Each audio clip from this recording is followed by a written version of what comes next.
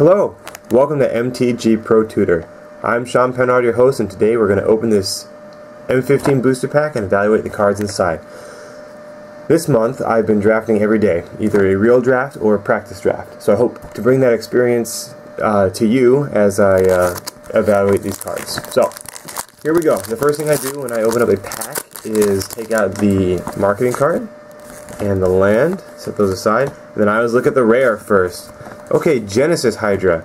So Genesis Hydra is very interesting. It's an X green, and you get a, well, it says when you cast Genesis Hydra, reveal the top X cards of your library. You may put a non-land permanent with converted mana cost X or less from among them onto the battlefield. Then shuffle the rest of your library. Genesis Hydra enters the battlefield with X +1/+1 counters. So, if X equals 5, so you pay 5 green, you're going to look at the top 5 cards, put a card that costs 5 or less onto the battlefield, and then Genesis Hydra is a 5/5.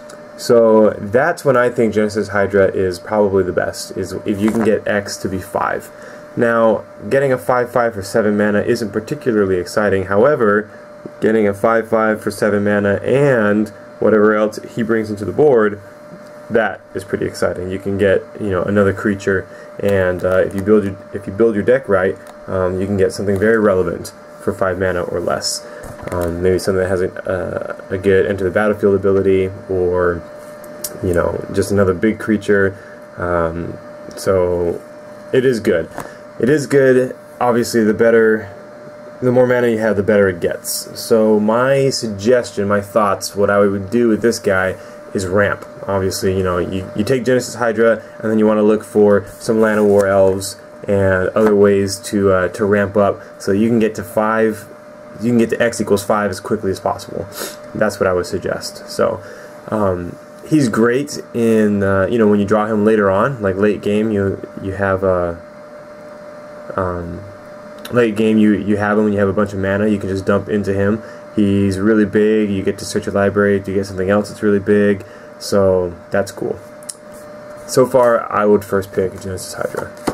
So Solemn Offering is one of 4 ways to destroy enchantments in this set. The other 3 are green. I'm not going to first pick it though, but it is good to have in the sideboard in case they have something like Caustic Tar or Stab Wound, something like that. Aeronaut Tinkerer is a 2/3 for 3, so that's passable right there. You would play that. I think Witch's Familiar is a 2/3 for 3 in black, and that's just fine.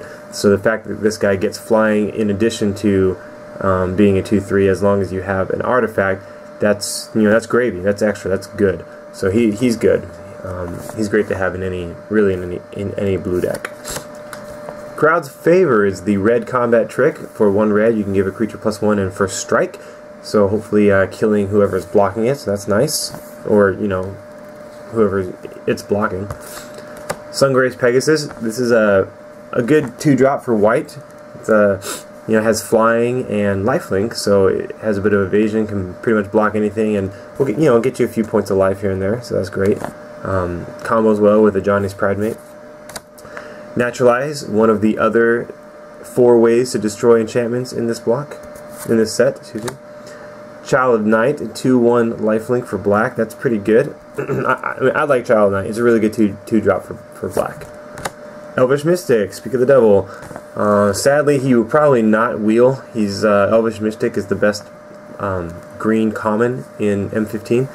So if you pick Genesis Hydra, you won't be seeing this Mystic, but maybe another one will come around. Crippling Blight's alright. -1/-1 and can't block. Not first pickable. Carnivorous Moss Beast, I'm not a big fan. I mean, a 4/5 for 6 mana. For 6 mana, you can play one of the souls, you know. And his abilities is very expensive. 7 mana, you give him a +1/+1 counter.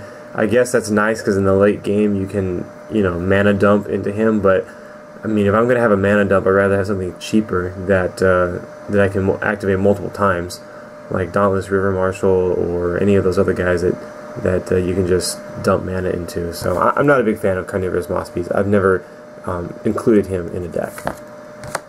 Eternal Thirst seems good on the surface, but the problem is it does not give any power or toughness right off the bat, which is a downside for enchantments, because you can still get 2 for 1 very easy. You spend the mana, you play this, that creature doesn't get any immediate bonus, and then they destroy that creature, and you just lost 2 cards for nothing, and 2 mana, right? So the creature has lifelink, and then you're going to want things to be dying after that to get it bigger. But off the bat, I'm not a big fan of Eternal Thirst. All right, our first uncommon is Tormod's Crypt, unplayable. You don't need this. I mean, yeah, when you're running a deck that says, "Hey, I want Tormod's Crypt," there's a lot that went wrong somewhere along the line, right? You definitely don't need it for its ability. Having a 0 artifact is, just to trigger your other artifacts or be a target for a soul artifact. I don't know, not the best strategy in my opinion, so I'd pass for sure. Alright, so Capsule Kite Fins. I've drafted this a couple times but haven't been able to use it.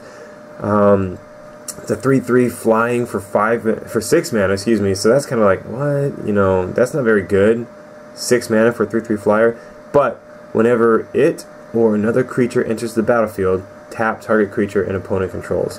So you can really start controlling the game if you're able to put down Capsule Kite Fins, and then maybe, hey, a Triplicate Spirits after that. I mean, you'll be able to really tap down your opponent and